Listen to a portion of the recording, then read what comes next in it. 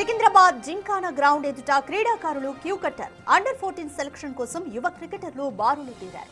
అయితే ఉదయం నుంచి తమను ఎండలో నిలబెట్టారని హైదరాబాద్ క్రికెట్ అసోసియేషన్ తీరుపైన క్రీడాకారులు మండిపడుతున్నారు. ఎందుకు ఇంత సమయం తీసుకుంటున్నారో అర్థం కావడం లేదని క్రికెటర్లు ఫైర్ అవుతున్నారు. కనీసం గ్రౌండ్ లోకి వెళ్లేందుకు కూడా పర్మిషన్ ఇవ్వడం లేదని వాపోతున్నారు. అటు తల్లిదండ్రుల ప్రశ్నలకు సెలక్షన్ కమిటీ సభ్యులు సమాధానాలు కూడా చెప్పడం లేదు. చూసి చూడనట్లుగా వివరిస్తున్నారు.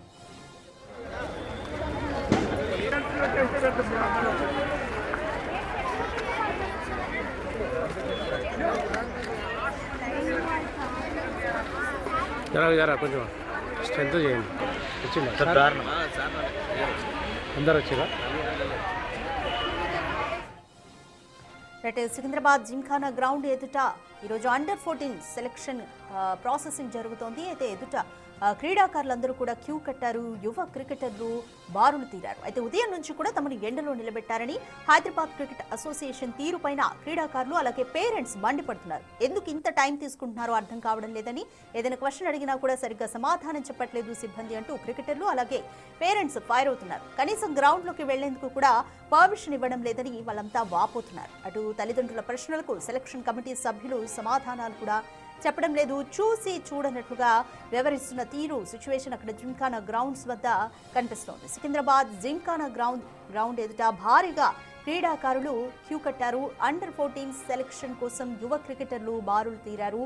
పేరెంట్స్ అలాగే అండర్-14 సెలక్షన్స్ కోసం క్రికెటర్లు భారీగా అక్కడ బారులు తీరారు. దీనిపైన మోర్ డీటెయిల్స్ మా ప్రతినిధి వెంకట్ అందిస్తారు. రైట్ వెంకట్, జింకానా గ్రౌండ్ ఎదుట అండర్-14 సెలక్షన్ ప్రాసెస్ కోసం అయితే క్రీడాకారులు క్యూ కట్టారు. అయితే హెచ్సిఏ తీరు పైన వాళ్ళు ఆగ్రహం వ్యక్తం చేస్తున్నారు. పేరెంట్స్ కానీ క్రికెటర్లు కానీ ఏమంటున్నారు? రాధిక, హెచ్సిఏ ఆధ్వర్యంలో అండర్-14 క్రికెట్ సంబంధించి ఎంపిక కోసం ప్రకటన ఇవ్వడం జరిగింది.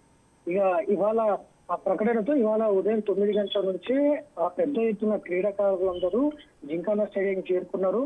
ఇక అక్కడ వచ్చినటువంటి క్రీడాకారులకు ఎలాంటి ఏర్పాట్లు కావచ్చు, సదుపాయాలు కావచ్చు లేకపోవడం మొత్తం ఒక్కసారిగా క్రీడాకారులంతా కూడా అసహనం వ్యక్తం చేస్తున్నటువంటి సిచ్యువేషన్ ఉంది. ఇప్పుడు క్రికెట్ అంటేనే ఒక ట్రెండ్ గా కొనసాగుతున్నటువంటి నేపథ్యంలో అండర్-14 అంటే ఆ కింది స్థాయి నుంచి వచ్చే ఆట అండర్-14, ఆ తర్వాత అండర్-19, ఆ తర్వాత భారత జట్టులో స్థానం కల్పించుకునే అవకాశాలు ఎక్కువగా ఉంటాయి. కాబట్టి ఎక్కువ కూడా క్రికెటర్లు అందరూ కూడా ఈ అండర్-14 మీద ఎక్కువ దృష్టి పెడతారు. అందులో భాగంగానే హెచ్సిఏ హైదరాబాద్ క్రికెట్ అసోసియేషన్ వారు ఒక ప్రకటన విడుదల చేశారు. అండర్-14 సెలక్షన్ కి సంబంధించిన అంశంలో ఇక దానికి సంబంధించి పెద్ద ఎత్తున క్రీడాకారులు ఒక్కసారిగా ప్రిపేర్ అయినటువంటి వారు క్రికెట్ కోసం క్రికెట్ మీద ఉన్నటువంటి శ్రద్ధ, ఆసక్తి ఉన్న వారందరూ కూడా పెద్ద ఎత్తున జింకానా స్టేడియం చేరుకుని ఆ ఎంపిక సెలక్షన్ కోసం మొత్తం కూడా ప్రిపేర్ అయి వచ్చినటువంటి నేపథ్యంలో ఇక్కడికి వచ్చేసరికి ఎలాంటి ఏర్పాట్లు హెచ్సిఏ చేయకపోవడంతో ఒకసారి హెచ్సిఏ పైన ఆగ్రహం వ్యక్తం చేస్తున్నటువంటి పరిస్థితులు ఉన్నాయి. గతం నుంచి కూడా హెచ్సిఏ మీద అనేక ఆరోపణలు వస్తున్నటువంటి పరిస్థితులు కూడా చూసినాం.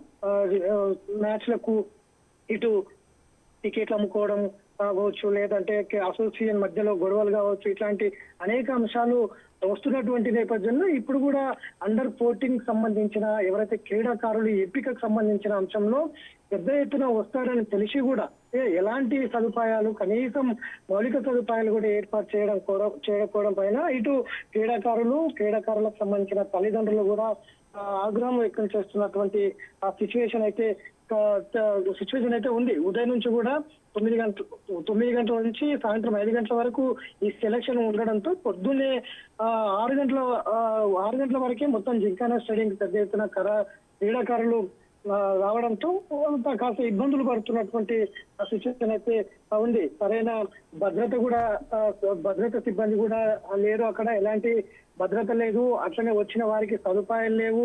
ఇలాంటి కూడా ఏర్పాట్లు చేయకపోవడం దీని మీద క్రీడాకారులందరూ కూడా ఆగ్రహం వ్యక్తం చేస్తున్నటువంటి సిచ్యువేషన్ అయితే కనిపిస్తుంది. ఖచ్చితంగా దీని మీద సరైన ఏర్పాట్లు చేయాలనే డిమాండ్ కూడా చేస్తున్నటువంటి సిచ్యువేషన్ ఉంది. ఎందుకంటే ఇది ఒక కళ. అందరికీ కూడా అండర్-14 సెలక్షన్ అయితే గనక భారత జట్టులో చోటు కోసం అనేక మంది, వేల మంది దీని మీద క్రికెట్ మీద శ్రద్ధతో క్రికెట్ ప్రిపేర్ అయినటువంటి వాళ్ళు చాలా మంది ఉంటారు. అందులో భాగంగా ఇక్కడికి చాలా మంది ఉదయాన్నే రావడంతో ఒకసారిగా అక్కడ ఏర్పాట్లు లేకపోవడం, ఆ గేట్లు ప్రధాన గేట్లు తెరవకపోవడం ఇట్లాంటివంతా కూడా ఉండడంతో మొత్తం రోడ్ల మీదనే పడిగాపులు కాస్తున్నటువంటి పరిస్థితులు అయితే ఉన్నాయి. హెచ్సిఏ ఇంత నిర్లక్ష్యంగా వహించడం పైన మొత్తం క్రీడాకారులంతా కూడా ఆగ్రహం వ్యక్తం చేస్తున్నటువంటి పరిస్థితులు ఉన్నాయి. ఎందుకంటే అండర్-14 అనేది చాలా కీలకం.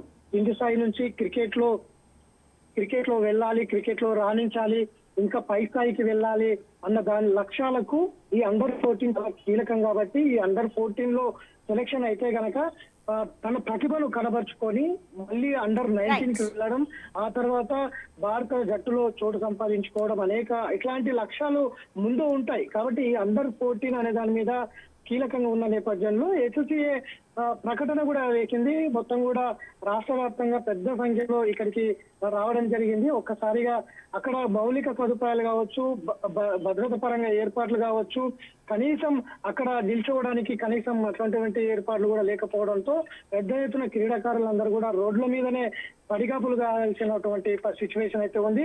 వాళ్ళతో పాటు వచ్చినటువంటి వారి తల్లిదండ్రులు కావచ్చు, బంధువులు కావచ్చు, అందరూ కూడా రోడ్ల మీదనే పడిగాపులు కాస్తున్నటువంటి సిచ్యువేషన్ అయితే ఉంది. ఇంత నిర్లక్ష్యంగా హైదరాబాద్ క్రికెట్ అసోసియేషన్ వ్యవహరించడం పైన అయితే ఇటు క్రీడాకారుల్లో కావచ్చు, అట్లనే అభిమానుల్లో కావచ్చు పూర్తి స్థాయిలో ఆగ్రహం వ్యక్తం అవుతున్నటువంటి సిచ్యువేషన్ అయితే కనిపిస్తుంది.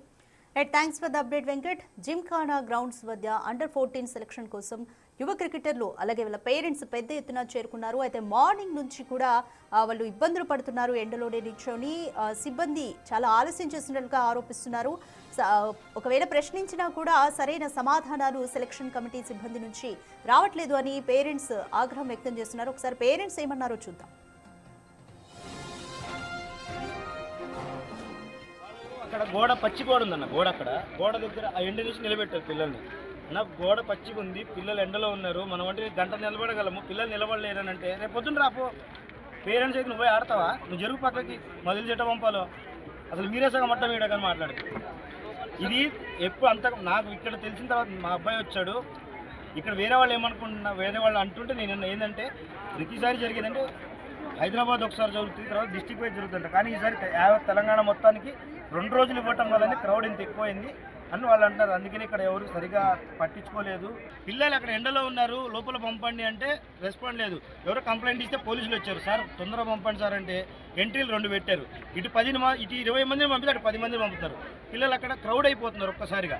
మేమేమన్నా అంటే పిల్లల్ని తొందరగా కొద్దిగా మీరే పంపించండి, మేము ఎవరు అడ్డం ఉన్న పేరెంట్స్ వెళ్ళిపోతామని కూడా చెప్తున్నాం. దానికి మా తెలుసు నువ్వు అని ఇందాక ఒక పెద్ద ఆయన మాట్లాడుతుంటే ఆయన కూడా నువ్వు చేతురా అని మాట్లాడతాడు.